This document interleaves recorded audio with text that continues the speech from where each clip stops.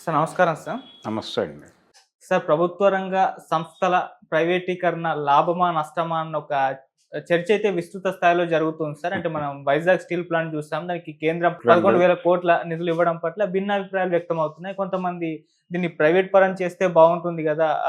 ఈ విధంగా నిధులు కేటాయించిన దానివల్ల ఒదిగేదేముండదు. మళ్ళీ అది దివాలా తీసే అవకాశం అయితే ఉంటుంది.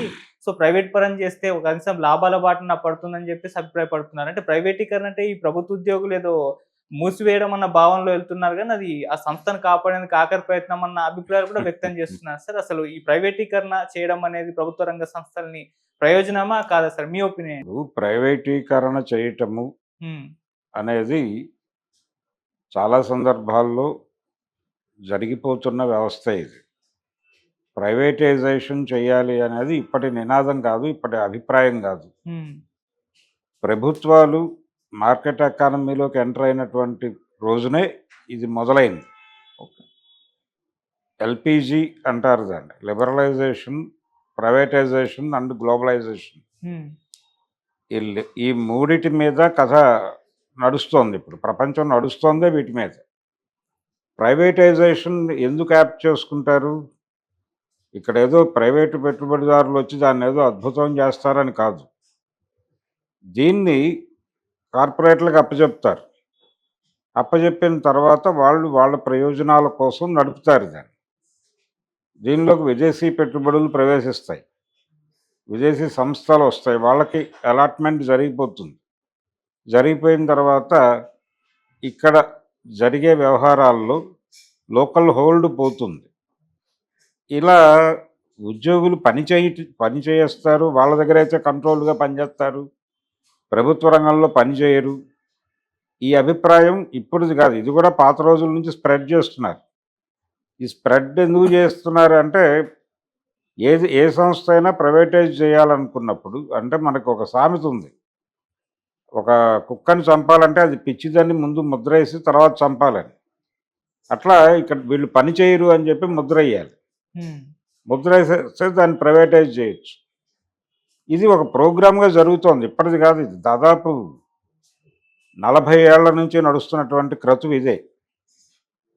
1990 నుంచి కేంద్ర ప్రభుత్వ బడ్జెట్టు మెజారిటీ షేర్ కేంద్ర ప్రభుత్వం ప్రవేశపెట్టే బడ్జెట్‌లో మెజారిటీ షేరు డిజిన్వెస్ట్‌మెంట్ ఫండ్ నుంచి వెడుతోంది అనేది చాలామందికి తెలుసు.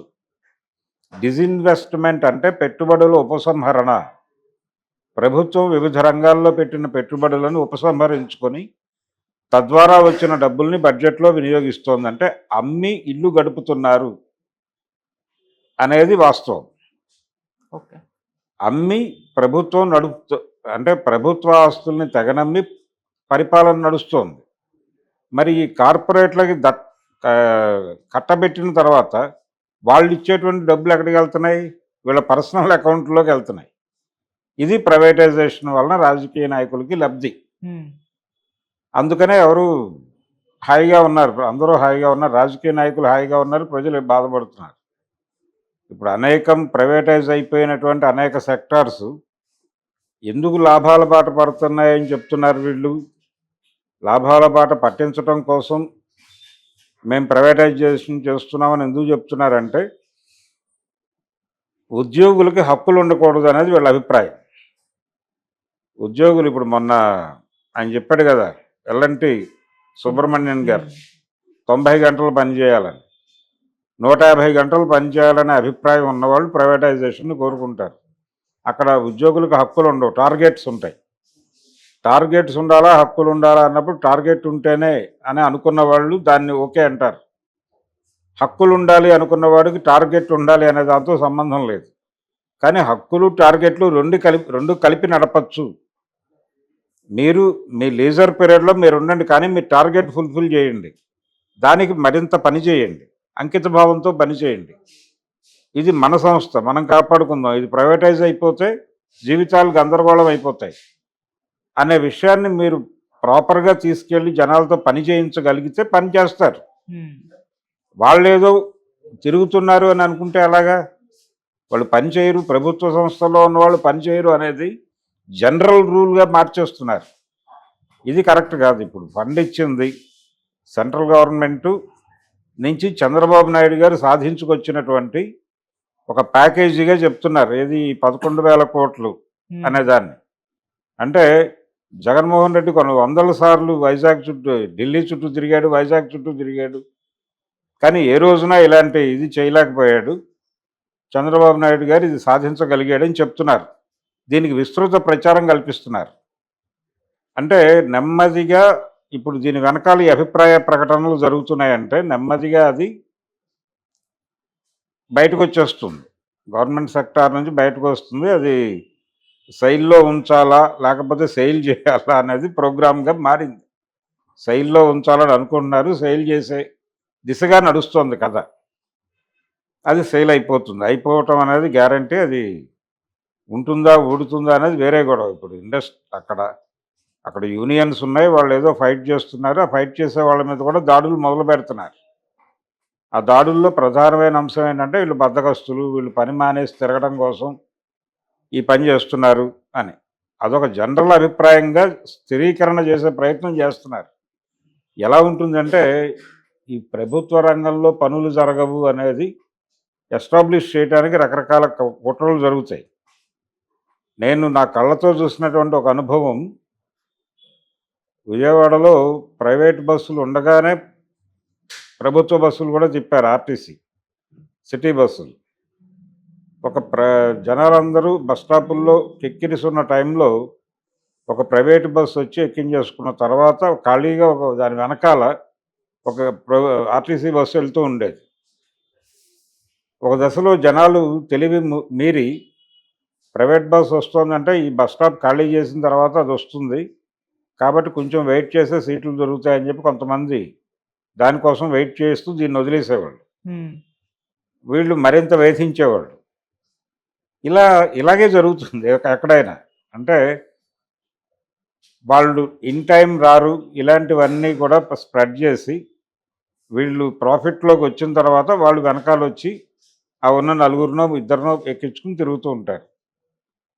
ఇది స్ప్రెడ్ అయిపోయిన తర్వాత నేషనలైజ్ చేయటం కన్నా కూడా ప్రైవేట్ సెక్టార్లో ఉంటేనే బాగుంటుంది అనే అభిప్రాయం కలుగుతుంది. యాక్సిడెంట్లు జరిగేవి. గుంటూరులో సిటీ బస్ యాక్సిడెంట్లు జరుగుతూ ఉండగా దీన్ని నేషనలైజ్ చేయాలని కమ్యూనిస్ట్ పార్టీలే డిమాండ్ చేసింది. ఏది ప్రైవేట్ బస్సులను తీసేసి ఆర్టీసీ బస్సులు పెట్టండి అని ఒక పెద్ద ఉద్యమం జరిగింది అక్కడ. ఎందుకు జరిగింది అంటే వీళ్ళ లాభాల కోసం, వీళ్ళకంటే ముందు ఇంకో బస్సు వెళ్ళిపోయి అక్కడ జనాలను ఎక్కించుకోవాలని వెళ్ళిపోయి మీదకి ఎక్కేయటం. యాక్సిడెంట్లు జరిగి జనాలు చనిపోయి కింద పడిపోయి నానా గోళ నడుస్తున్న టైంలో ఈ డిమాండ్ ముందుకు వచ్చింది. అలా ప్రజలు డిమాండ్ చేసి సాధించుకున్నదే ప్రభుత్వ రంగ సంస్థలు. కోర్ ఏరియా అంతా కూడా ప్రభుత్వ రంగంలో ఉండాలి అని నిర్ణయం మొదట. ఈ దేశపు పారిశ్రామిక రంగాన్ని డిజైన్ చేసే టైంలో కోర్ ఇండస్ట్రీస్ అన్నీ ప్రభుత్వం హయాంలో ఉండాలి, ప్రభుత్వ కంట్రోల్లో ఉండాలి అని ఎందుకు తీసుకున్నారు అంటే ప్రజలను పట్టించుకుంటారు కాబట్టి, ప్రజలను పట్టించుకునే అవకాశం ఉంటుంది కాబట్టి కోర్ ఏరియాస్ అన్నీ అక్కడ తీసుకెళ్లారు.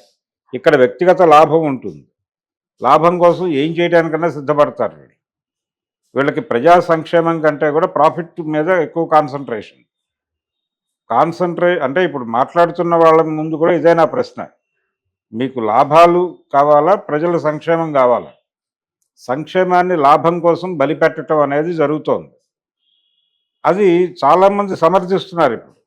అంటే అది ఫెయిల్యూర్ మోడల్ అని, ఇదేదో అధునాతన మోడల్ అని, ఇదే సక్సెస్ ఫార్ములా అని, అంటే పరుగు పందెం వ్యవస్థలోకి వచ్చేయండి అని చెప్తున్నారు వీళ్ళు.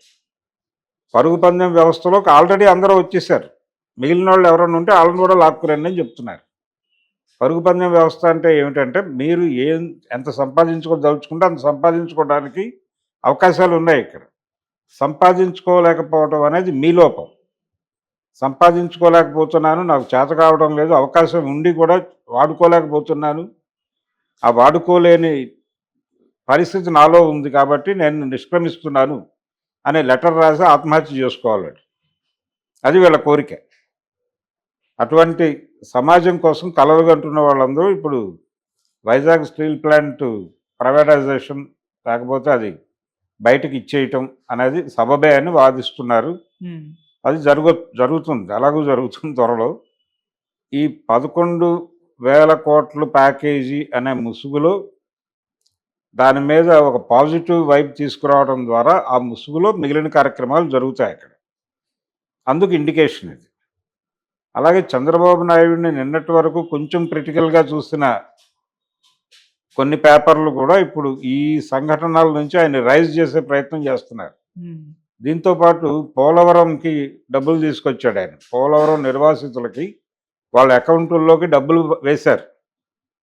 ఆ మెసేజీలు చూసి వాళ్ళ హృదయాలు ఆనందంతో ఉప్పొంగిపోయాయి అని కూడా వార్తలు రాశారు ఆంధ్రజ్యోతి లాంటి పేపర్లలో. తద్వారా ఏంటంటే మేము ఇది ప్రభుత్వం ఏం చేయట్లేదు అనే అభిప్రాయం అధికారంలోకి వచ్చాక వీళ్ళు చేసింది ఏమిటి అనే క్వశ్చన్ రైజ్ అవ్వకుండా ఉండడానికి ఇవన్నీ చెప్తున్నారు. ఇప్పుడు ఇన్ని చేసింది అతను చేయలేనివి ఇన్ని జరిగినాయి. ఇక్కడ రాజధానికి నిధులు ఎందుకు అన్నాడు అతను. రాజధాని పనులు మొదలైపోయాయి ఆల్రెడీ. కేంద్రం కూడా కన్సర్న్తో ఉంది క్యాపిటల్ పట్ల. అలాగే పోలవరం నిర్వాసితులకు డబ్బులు వెళ్ళిపోయిన వాళ్ళు హ్యాపీ. అక్కడ వైజాగ్ స్టీల్ ప్లాంట్కి 11,000 కోట్లు తీసుకొచ్చాడు ఆయన. ఇంకేంటి, ఇలా ఒక పాజిటివిటీ క్రియేట్ చేయడం కోసం వీటన్నిటినీ ప్రయోగించడం మాత్రమే కాదు, రేపో ఎల్లుండో అమిత్ షా గారు చంద్రబాబు గారు ఇంటికి వెళ్ళి ఆయన కలవబోతున్నాడు అనేది ఒక వార్త. ఈరోజు రేపు కలుస్తాడు ఆయన. అంటే వీళ్ళు ఢిల్లీ వెళ్ళి అపాయింట్మెంట్ తీసుకుని కలవడం కాదు, వారే వచ్చి కలుస్తున్నారంటే ఇక్కడ ఎంత జరుగుతోంది అనేది దీని ద్వారా ఫోకస్ చేసే ప్రయత్నం. ఆయన ఎందుకు వస్తున్నాడు ఏమిటి అనేది, ఏం జరిగింది అనేది తర్వాత ఎలాగూ ప్రపంచానికి తెలుస్తుంది. ఇలా ఒక పాజిటివ్ వైపు తీసుకెళ్తూ ఈ హడావిడి మధ్యలో ఏదో జరిగిపోతుంది. అది జరిగిపోయిన తర్వాత ప్రపంచం రియలైజ్ అవ్వటానికి టైం పడుతుంది, మాట్లాడటానికి ఇంకొంచెం టైం పడుతుంది. ఈలోపు చాలామంది మర్చిపోతారు అసలు వ్యవహారాన్ని. అది కార్యక్రమం. అందులో భాగంగానే ఇవన్నీ జరుగుతున్నాయి. ఈ ప్యాకేజీలు తీసుకురావటం, ఈ హడావిడి, ఇవన్నీ. అంటే ఏ ప్రభుత్వమైనా ఇదే చేయాలి, అంతకు మించి మార్గాంతరం లేదు. అక్కడి నుంచి వేరే మార్గం లేదు అనే విషయం తెలిసి ఈ కథలు ప్రచారం చేస్తున్నారు. ఓకే, అంటే హ్యూమన్ ఫేస్తో సంస్కరణలు అమలు చేయండి అని చెప్పేవాడు మన్మోహన్ సింగ్ గారు. మానవీయ కోణంలో సంస్కరణలు అమలు చేయండి అని. మానవీయ కోణంలో అమలు చేయటం అంటే ఓ ప్యాకేజీ ఇచ్చి ఎత్తేయండి అని. అదే జరుగుతుంది. Okay, thank you so much. Thank you.